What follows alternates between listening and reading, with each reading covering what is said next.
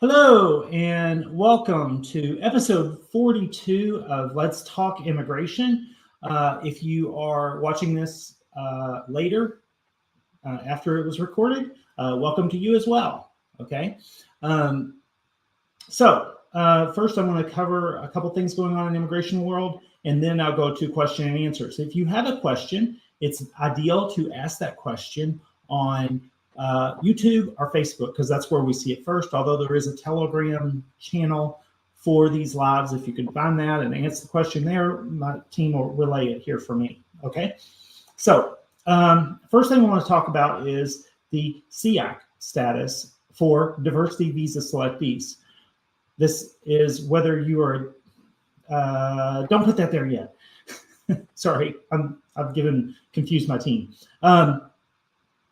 SEAC status is the SEAC website, and it has not been working correctly for diversity visa selectees for the current fiscal year or for previous fiscal years. Now, if you were a previous fiscal year and you're waiting for a Good Luck or Gomez visa, 10% of those weren't working correctly anyway. And there's no reason you need to be looking at the SEAC status right now, because we are waiting for the outcome of the appeals. So if you're a DV 2020 or DV 2021 and you're saying, no, SEAC doesn't work, well, that's not our problem right now. And we have taken that back to the government for the 10% that don't work, and they've explained that they will work if we prevail on the appeal, okay? In summary judgment and good luck. So I'm primarily talking right now to DV 2023, and it may apply to DV 2024 selectees if they don't fix it by December, because that's when DV 2024 cases would show up in SEAC on January 1st, 2024. I have a suggestion, okay? If you are DV 2023 selectee and you have not been scheduled for an interview yet,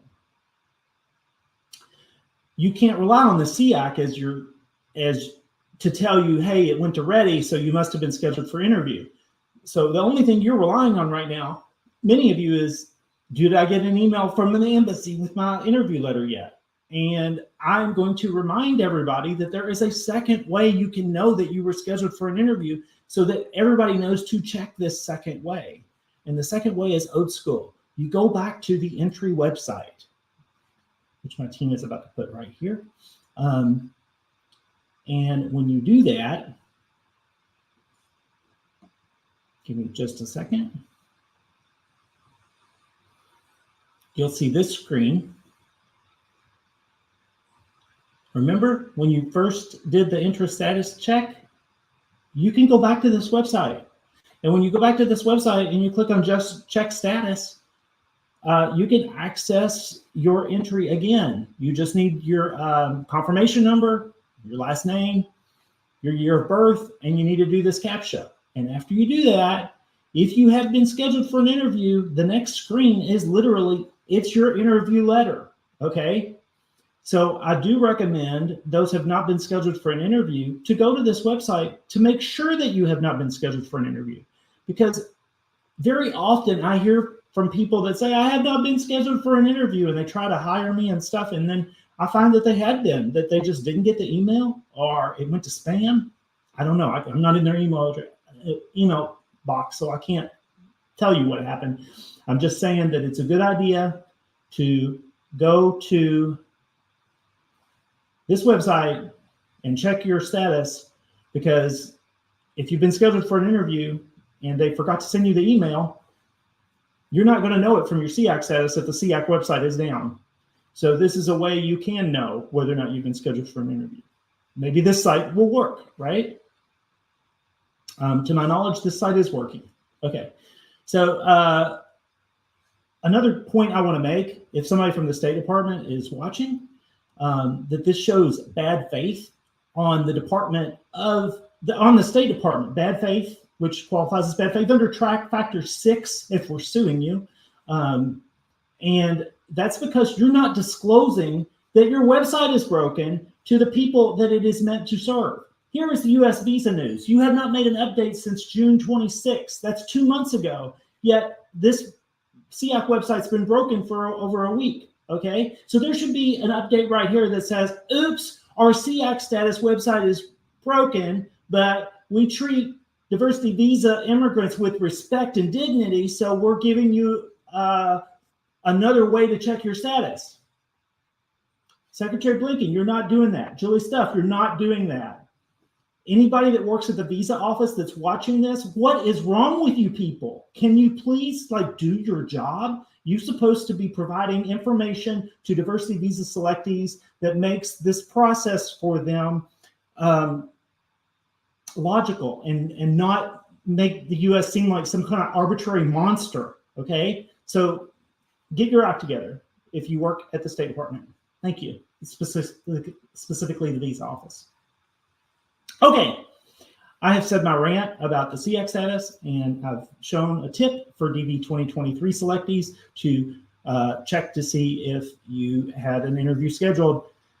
If you check in, it turns out you have not had, right now you need a miracle, because there have been enough interviews scheduled, for more than enough interviews scheduled for them to use their allotted 55,000 visas this year. Last year they used a little bit more than what Congress allotted. Maybe that's what they're going to do again this year. I don't know. But I will say that if you have not been scheduled for an interview, you don't need me, because I'm not accepting DV 2023 selectees as clients this late in the fiscal year, but you do need a miracle. There are 2 other lawyers, if you are prepared to pay. I mean, they're not out there doing things for free, but Christina Gazarian and Abdir Bar, I've worked with both of them before. Christina used to work at Morrison Urena. Both of them have expertise in the diversity visa field. If you have a unique situation where you attended an interview and you haven't been issued a visa for some technical reason, and you're willing to pay an attorney to intervene and represent you, these are the 2 I would recommend.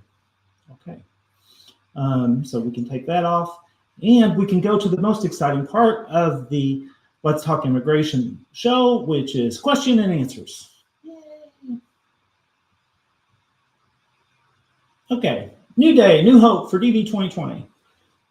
Today is a new day, and I'm not sure if there's new hope, but there's hope. There's always hope until it's over, and it's not over. We're waiting for the outcome of the appeal.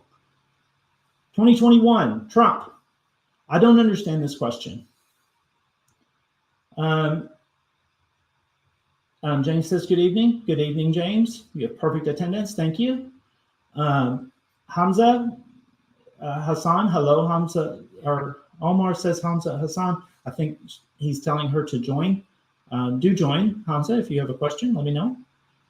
Yusuf says, is there any update in Good Luck versus Biden? I haven't received any email or update for months. Yusuf, we're in a weird situation with those updates. We do not have an update for Good Luck versus Biden. So I've contemplated whether or not we should send an email to everybody just saying, hello, we have not forgot about you, but we don't have an update. I've pitched this to my law partner, Rafael Urena, and he did not respond. So I don't know what to do. Do you want me to send you an email that has no information, but lets you know that I haven't forgot about you? I understand that. Some people would not want that email. Some people would say, you sent me an email and got me excited, and there wasn't any information. So I don't know what to do. I don't have an update. If I do send an email out that says I don't have an update, some of you will be mad at me. But that's what we might end up doing, just so that I don't get this question anymore. We are waiting for the outcome of the appeal. Okay. Actually, let's go back to this, though. I did notice that there was a lawsuit against the State Department that the appeal was decided on yesterday or the day before. Let me see if I can find that real fast. I'll show you.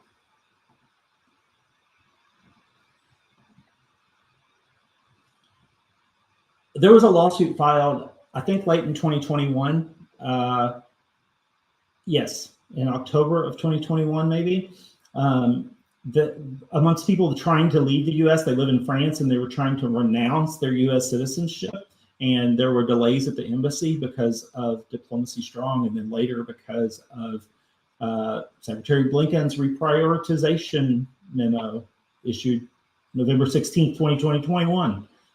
21 state 115378 is the name of that. Well, anyway, I've been challenging that in lawsuits. So I was taking an interest in this appeal decision from the Circuit Court for the District Court of Columbia. And this was not issued yesterday. I'm sorry, it was issued 5 days ago, so last week. And it is an opinion that's where the Circuit Court of Appeals said, listen, all of y'all got what you wanted. You wanted to renounce your citizenship. You were able to do that eventually, so this appeal is moot, and so it's dismissed. The case is Occidentals versus U.S.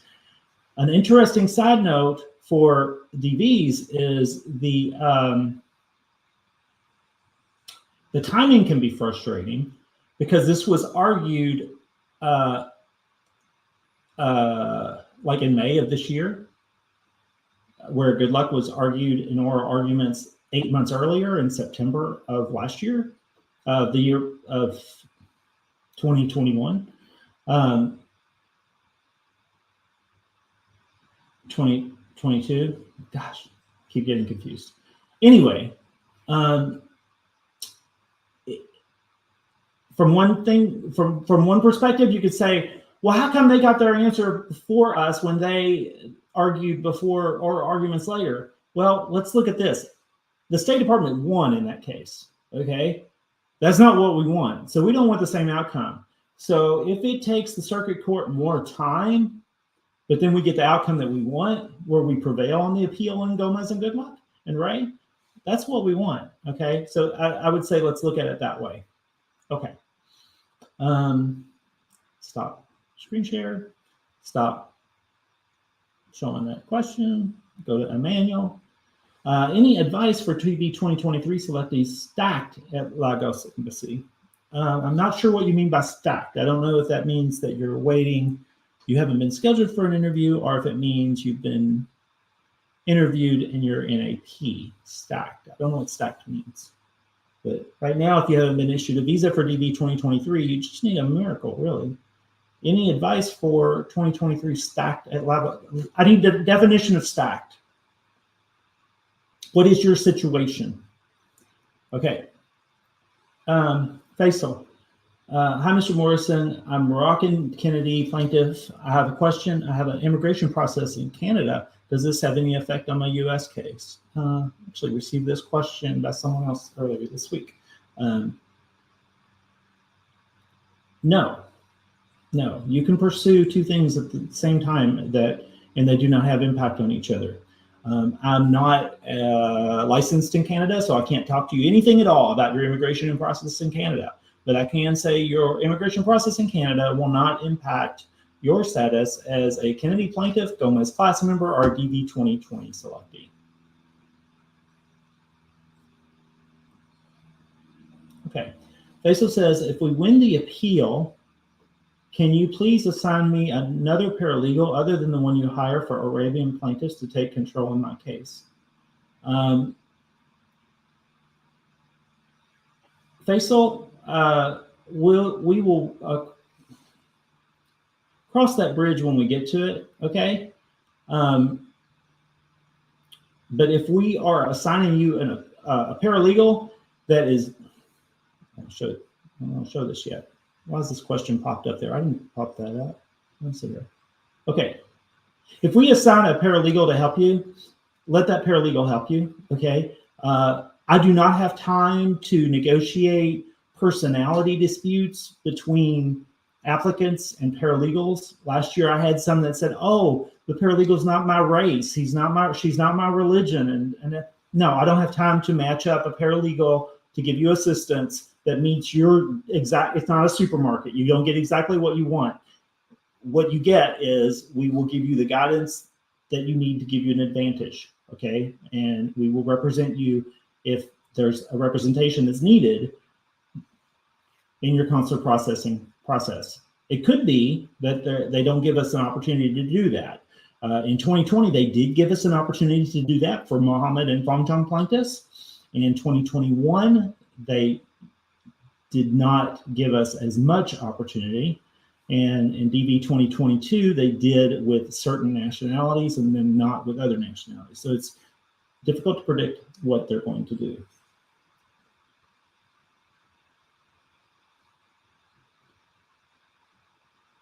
Uracel says, do you think embassies abroad like Philippines still use Chart A in Visa Bulletin to compute CISPA age while USC use B to compute?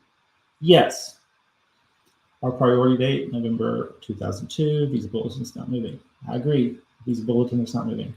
And I agree that this does not sound fair when USCIS is looking at Chart B and then the State Department is looking at Chart A. However, they are different processes. Adjusting status for a green card is a different process than being issued a visa. So it is complicated to make a legal challenge. We have a working complaint, and actually, let me back up on that. My other law firm is working on a solution for that, but we're not sure if we can move forward yet. We want to nail down a legal theory before we move forward, okay? But I am aware of that situation. I do agree that it doesn't seem fair, but when we're ready to move forward, we'll announce it. Yusuf says, I'm just confused. Does it always take too long with the Justice Department in the US? Is the judge delaying the case, or is he working on it and it's taking too long? Yusuf, you are confused. It always does take long with the courts. It's different than the Justice Department. The Justice Department defends the government. It's different from the courts, okay? Courts take a long time because of the volume that they have to do. There's a lot of people that have access to federal courts, and so they are very busy. The tone of your questions is blaming the judges for the source of your delay, and that is not a narrative that we need to do, okay? Your delay is caused by the Biden administration appealing your lawful path to an immigrant visa that was given to you by two district court judges, Judge Mehta and Judge Chutkan. They are rejecting both of those court orders and appealing them to a higher court. So the person who's causing your delay is Joseph R. Biden and Anthony J. Blinken, the Secretary of State. Those are the people who are causing your delay. Please do not assign responsibility for that on the three-judge panel that we are waiting for to give us the outcome of the appeal.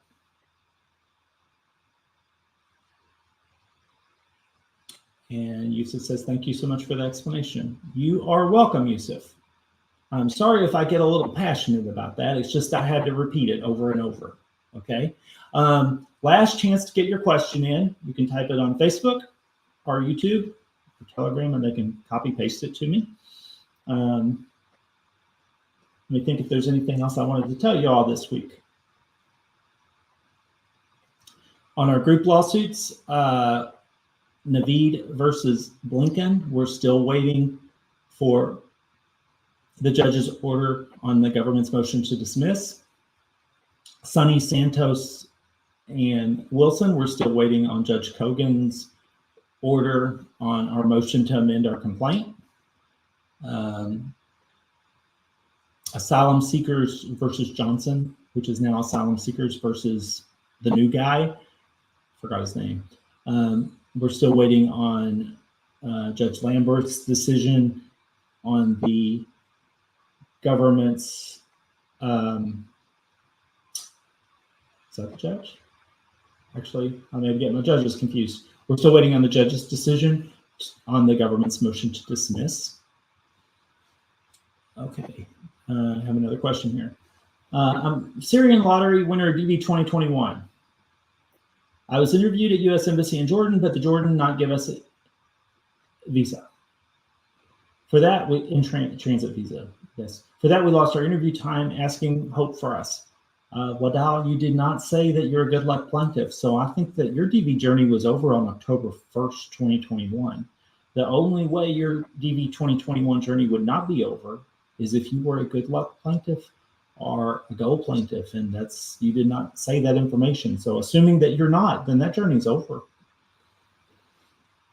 Emily says, do you think they will remove Brazil, Iran, and North South Korea from the rest of the world, given that they are getting close to their 7% limit.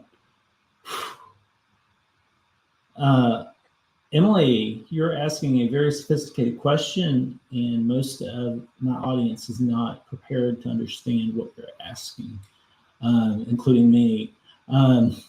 So the visa bulletin, for those of you all that don't follow what she's talking about, when she says the rest of the world countries, the visa bulletin is broken down into all other countries, and then Mexico, Philippines, India, stuff like that. And what she's saying is, and the reason it's broken down like that is because those countries have a higher volume of immigration to the U.S. And so she's saying, are they going to break it down to more countries? I don't know.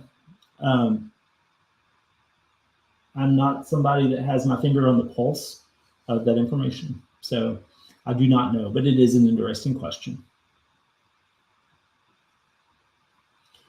She also asked if there was any movement expected on the visa bulletin. I don't predict the visa bulletin. I don't know if there'll be movement or not.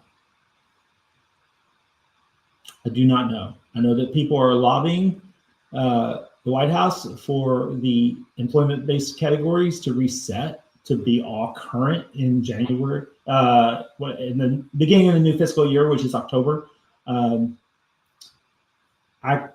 I kind of think that that's okay, but at the same time, I know also that puts employment visa recipients who are abroad at a disadvantage, because the people within the U.S. would have access to adjust status very quickly, and where the access to interviews at embassies are all throttled because of the backlog.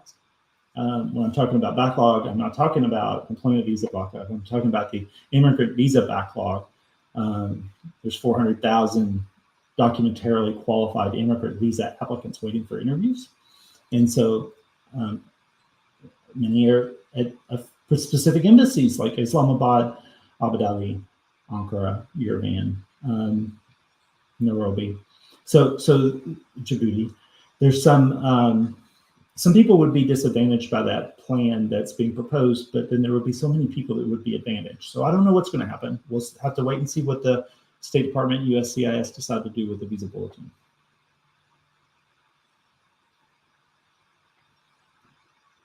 Bryce says your backlog October 2022 data suggests Ankara should be scheduling DQ Iranians for immigrant visas, since then by now they based on the monthly visa issuances. Doesn't seem it's the case. What gives?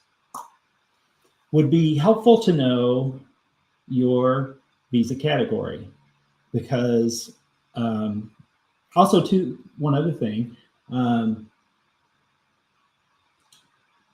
you're assuming that the consular chief has continued the same prioritization scheme or rubric between October 2022 and now. And they could change it every month if they wanted to. So they could say, this month, let's do a lot of DVs. This month, let's do a lot of J1s. Let's do a lot of tourists this month. They could be all over the place. And if you go to my blog, let me see here. I think I shared this last week for those of you all that are religious viewers. I shouldn't say religious viewers. I'm not a deity. For people that watch every week. Okay. This is our website. Look, you go here, you can go to the blog. You can find a recording. I shared this. We got this recording through litigation. And we'll say why, yes, we most certainly can. And then that will happen. So that is when Post has the most weigh in. Next 3 more months versus somebody's. So anyway, you can skip around this. A lot of it's turned into a pumpkin on the 30th of September. But in that video, I'll go ahead and paraphrase what's in that. in that audio, it's a meeting from the State Department where they actually talk about how sometimes embassies decide that they're focusing on this visa this month and this visa that month. It actually happens. That's the way it happens. So I don't think that the prioritization would have stayed the same between October 2022 and now. Also, let me see if you entered you're based on our categories, is what your follow-up question said. Well, let me tell you something about our categories. At these embassies with backlogs. If you're an IR1, for example, you're maybe going backwards in line. And let me tell you why. There are a ton of F2As that were not issued, that should have been issued during the last year of the Trump administration because of Proclamation 10014 and the administration, the Trump administration's war on what they call chain migration. And so you have a lot of F2As that have priority dates from like 2019 and 2020. And guess what is happening in those cases? The petitioners have been in the US now for 5 years, and they are naturalizing. And when they naturalize, their beneficiaries become IR1s. And since they have older priority dates than your priority date, if you became an IR1 in like 2021, they get in front of you in that line. So the queue for at least one immediate relative category, but possibly all if they're all on the same line, some ambiguity there, is dynamic and cruel. I mean, you're waiting in line and people are just continually getting in front of you, but at the same time, why weren't these people given visas before? So most important thing, don't get into fights between the categories. Don't say, oh shoot, it's the F2As, oh shoot, it's the R1s, because really it's the State Department. It's Secretary Blinken, it's Julie's stuff, it's these people, it's these bureaucrats that are causing the problem. They have decided to throttle immigration for reasons I do not know. Okay. So that's my thought on why things do not seem like they're progressing when they should be in the immediate relative categories at specifically like ANCRA 2. And also, if in ANCRA, we know that there are two separate lines, right? Based on nationality, which is something I don't know if it's lawful or not, but it's something that they do.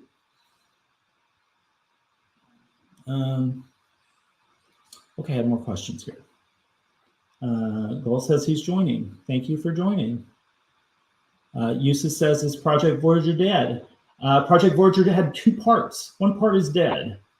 The part where we lobbied Congress for Congress to come with a solution, that part is dead. We're not spending any more money on that. Second is where we provide consular processing support and guidance to the Project Voyager clients that finance that lobbying effort. That is not dead. When we have the outcome of the appeal, if we prevail, we will continue doing that.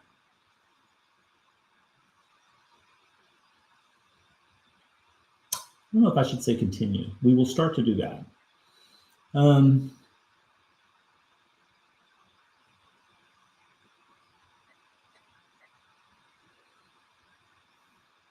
Emily says, I don't think we will do that too much. EAD and AP would be filed and to renew them for free. Emily, acronyms confuse me.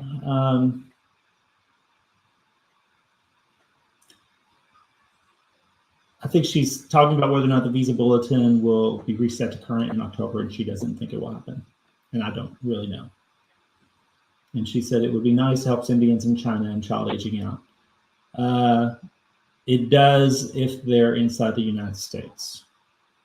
If they're outside the United States, not so sure. What about DV 2021? Your DV 2021 journey is over if you're not a good luck or go plaintiff, or you are benefiting from the Ray versus Biden order.